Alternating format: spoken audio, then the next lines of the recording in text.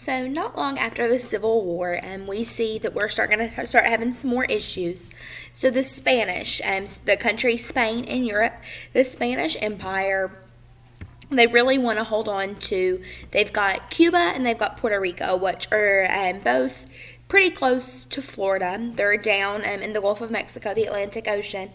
So they really, really want to hold on to control of Cuba and Puerto Rico. Well, we see that definitely Cuba does not want to remain under the Spanish control. And at this time that Cuba and Spain are having these issues, America's come in and we've got sugar plantations and tobacco plantations. We're in good with Cuba.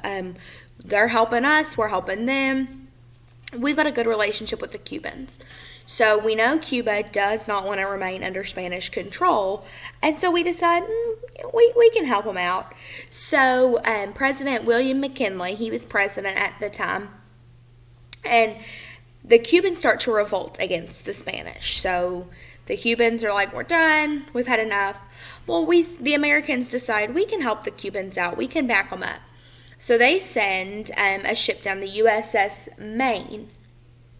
Well, an explosion destroys the ship when they get to Cuba. And so the Americans think, well, this was an act of war from the Spanish. And so the Spanish-American War is declared. Not long after it starts, and the Americans, under the leadership of Teddy Roosevelt, he went around and got he got cowboys, he got college athletes. They had to look for volunteers to go fight in the Spanish-American War because we are still recovering from the Civil War. But he got a group together called the Rough Riders, and they went down to Cuba, and they were able to defeat the Spanish. So since America defeated the Spanish, now Cuba and Puerto Rico both are going to fall under, as American states, under American control.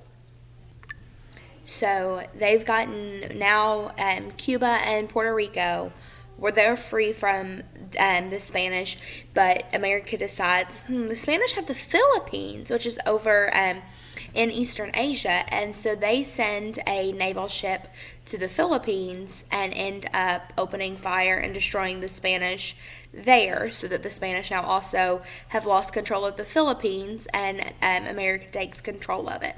So at the end of the Spanish-American War, Cuba, Guam, and Puerto Rico, they are all, remember, they're under Florida.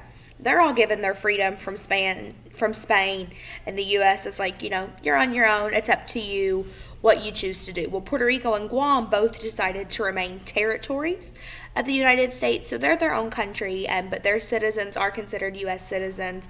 They just don't vote in our elections. But the Philippines, the U.S. decided, I don't think they're ready to be independent yet. So they wouldn't let them go. They wouldn't let them be free. They held on to control. They influenced their government. They influenced everything that happened. And it wasn't until 1946 that the Philippines finally got their independence.